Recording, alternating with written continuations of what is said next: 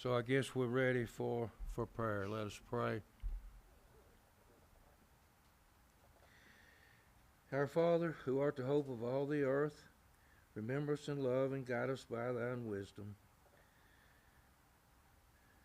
We ask blessings upon your servants, our county mayor and our commissioners, the city mayor and councilman. Bless us with wisdom, goodness, and truth. As we celebrate 250 years, may we declare, this is my Father's world. Help us to be the salt of the earth and a light to the world. Grant us courage to speak the truth to power, defend our liberties, preserve our unity, protect our county, to the honor of thy holy name. Amen.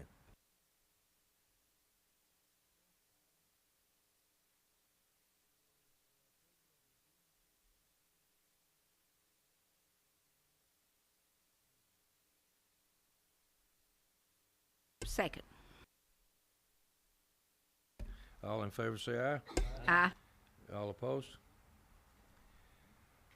Next is public comment period. I don't believe anyone signed up. I looked on the sheet, and I don't think anybody had signed up for any of the standing committees.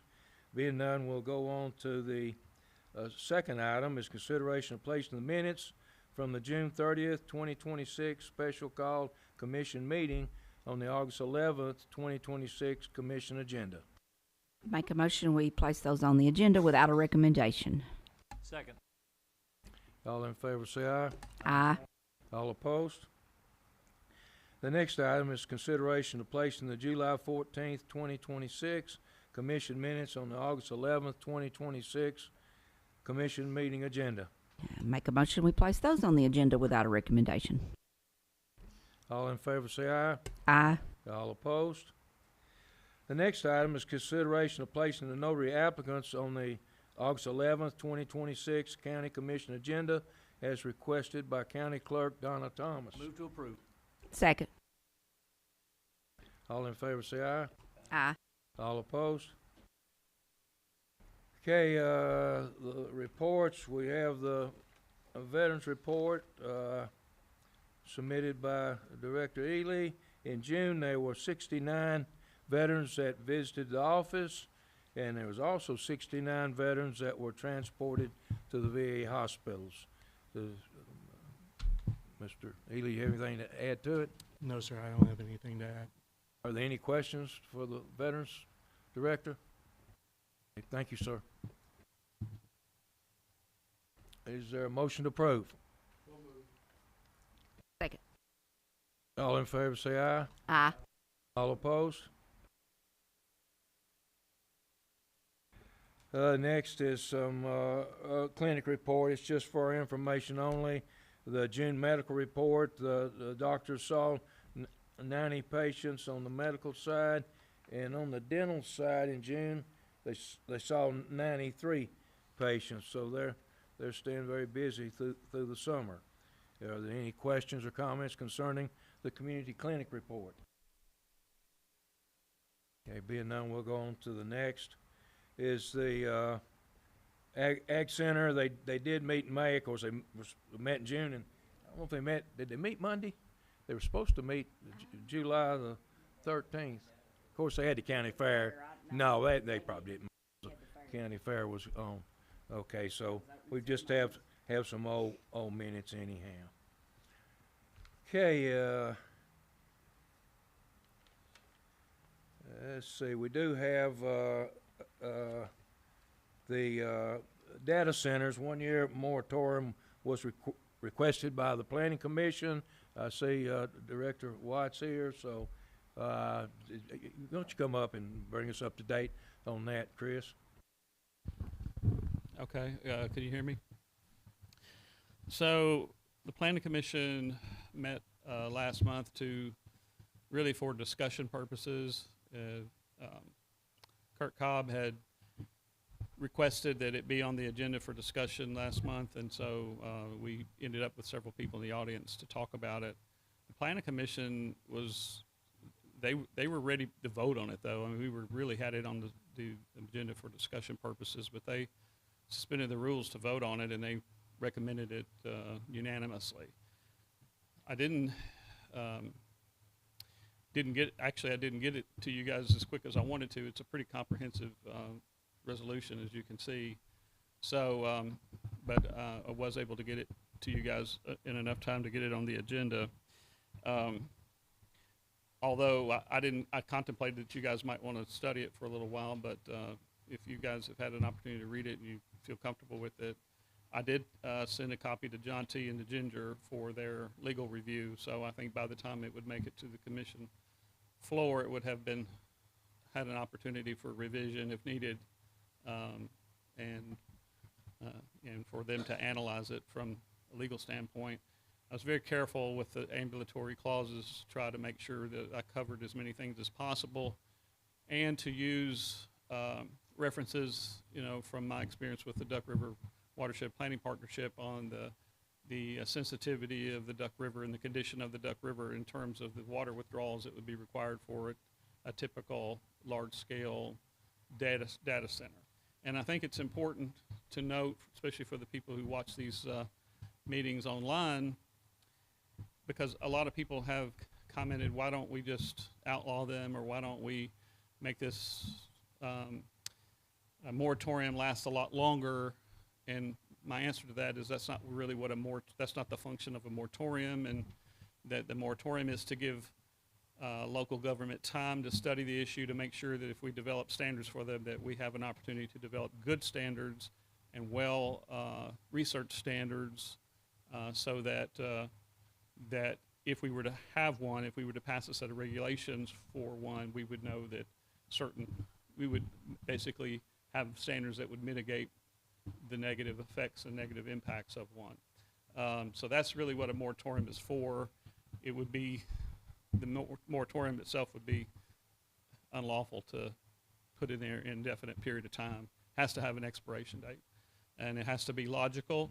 The amount of time that we're giving ourselves to study it has to be a logical amount of time. So if there's any questions, I'd be happy to answer. Thank you, Director White. As you remember and recall, when we had the solar farm, we had to go through this same type of process in here, and in fact, if people don't recognize, you got a national award for your work on that. So, of course, we're expecting another national award for work on this one.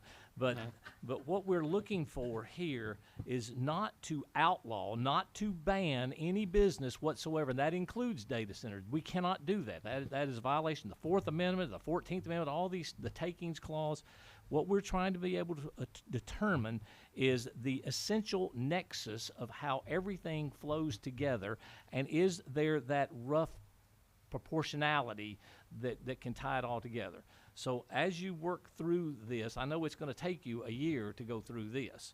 So you just wanted to make certain everyone understands this moratorium is to allow time to develop these rules and regulations, so that the public has some input, that we have a zoning classification, that there is some local governance that we are putting forward on this, and that if there is that area of which one could possibly be, we have already examined where those are through our legitimate zoning process. Is that your understanding how you're going to proceed with that? That's exactly correct.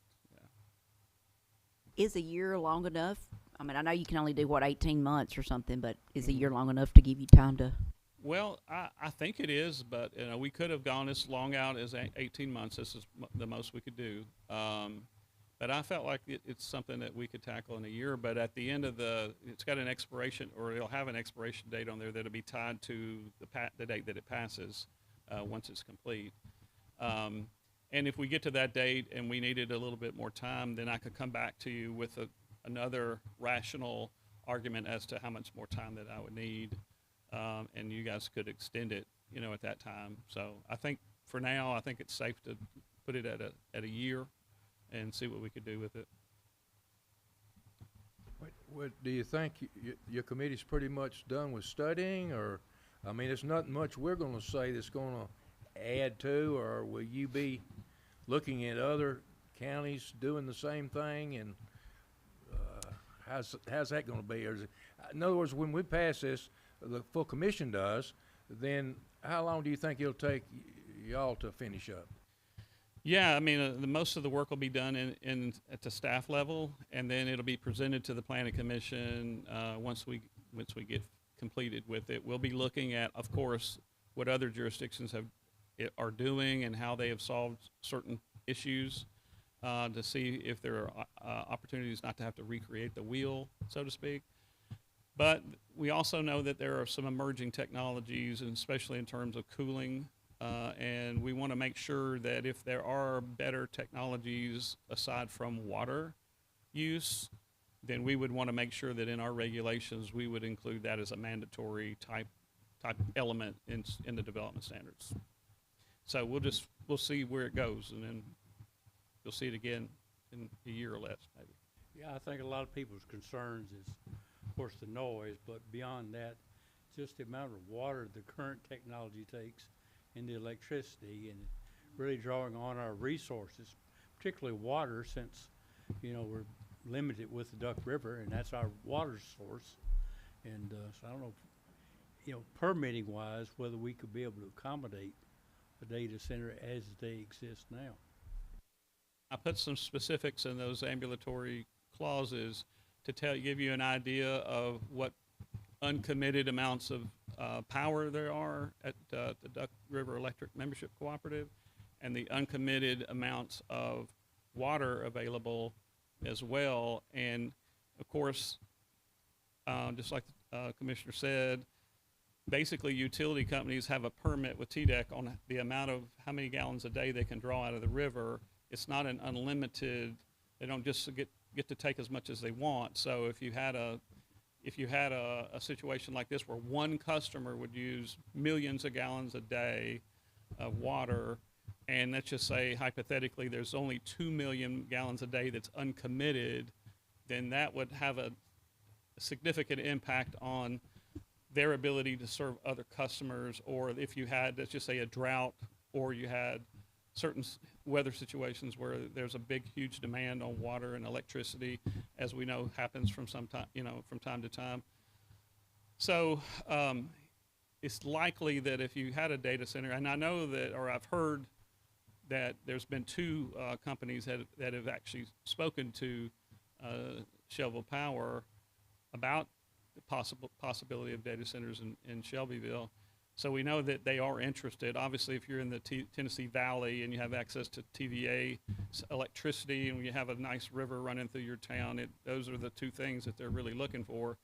They're not going to know what type of constraints that we have in the community at the time, and so, you know, they're going to be pursuing this. And we just want to make sure that if we get to that point, and of course we don't have anything to do with what happens inside the corporate boundaries of Shelbyville, but we want to make sure that if somebody wants to do it in the county, that we're prepared and we're ready for that. And we have a set of standards that we think make sense and that won't allow them to have a noxious sort of effect for nearby property owners or the environment.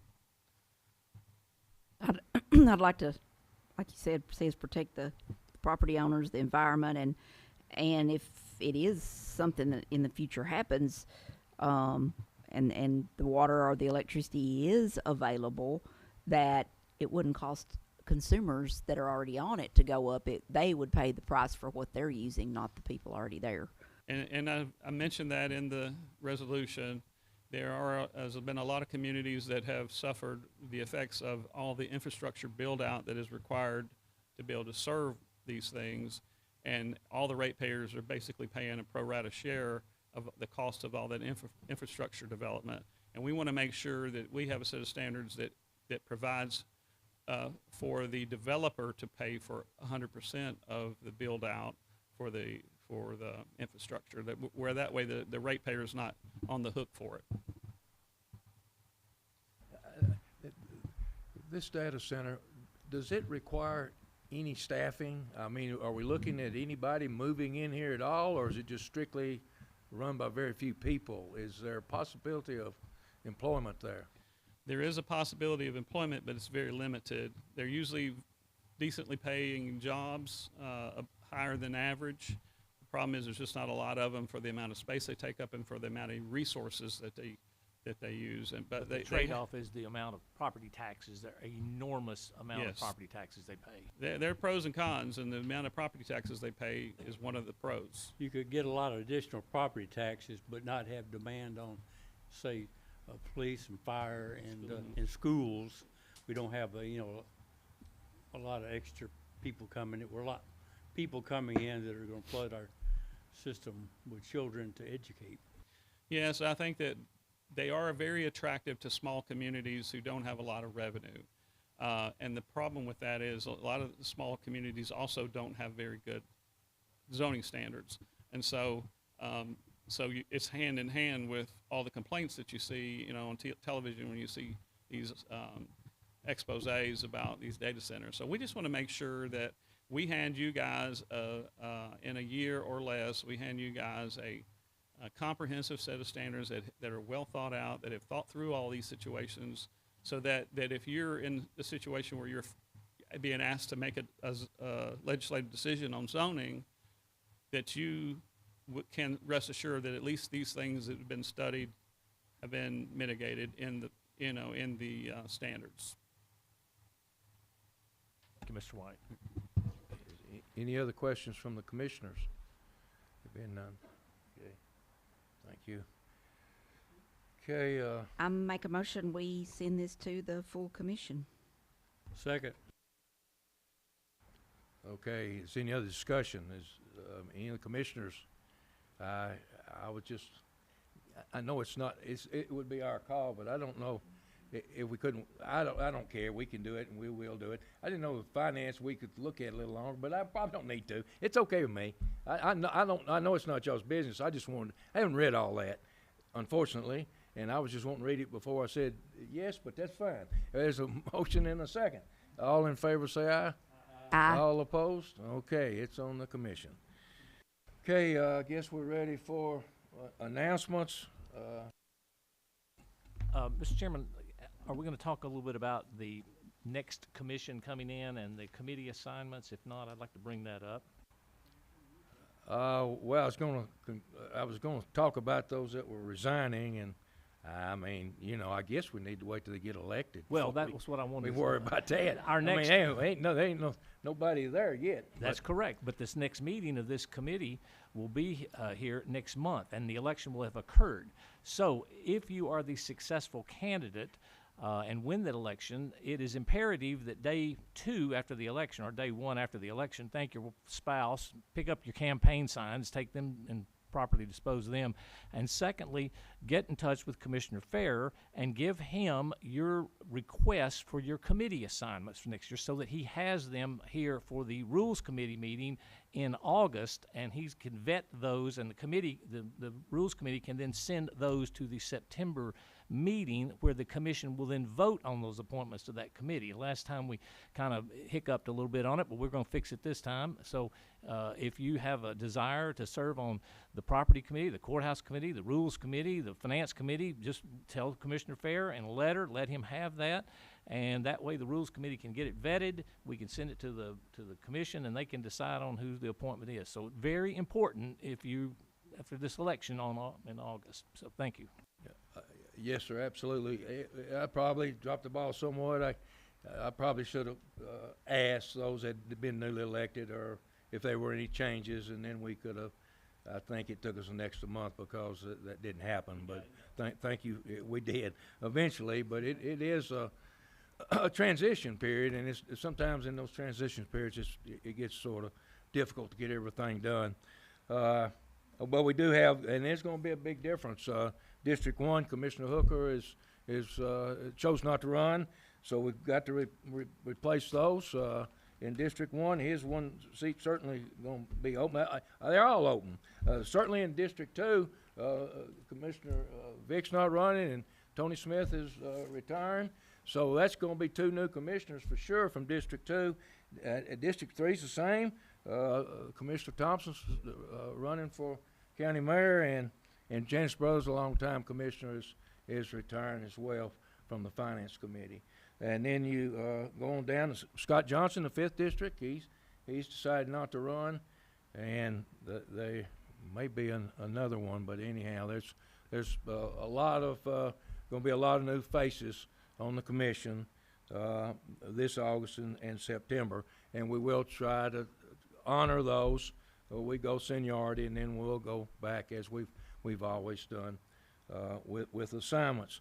I do want to thank, Commissioner Vick. He served 8 years. He's had to put up with us on the Rules Committee for 8 years. He's served us very well.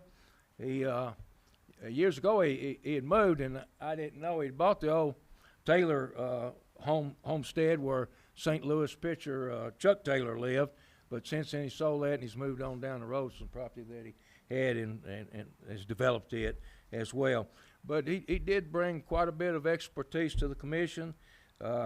He had done title searches his whole life, and he had working relationships with realtors, lawyers, bankers, developers, and he knows people from Brentwood to Murfreesboro to here and places in between.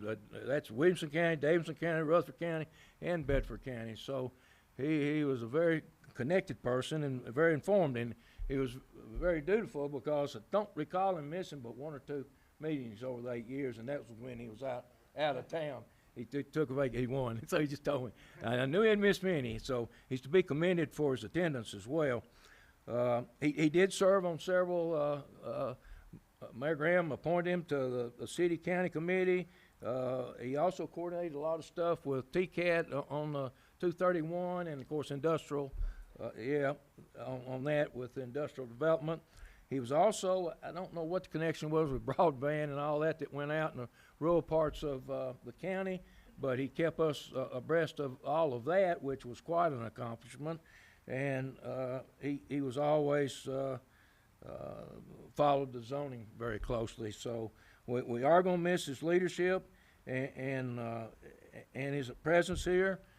We do wish him well. I didn't think he'd been married 8 years, but we wish he and Eileen the best of the rest of the life, and I'm sure he'll stay touch. Commissioner Vick, he knows people everywhere, so yeah, I'm sure he'll be making phone calls. But we do want to thank him and all the other commissioners for their service and their dedication to Bedford County. All those commissioners I mentioned have been above and beyond their duty, and they're called to duty for this county. And I know their constituents and this committee certainly appreciates it. Is there any other announcements or any other business to come before the rules? Being none, we'll take a motion to adjourn. So moved.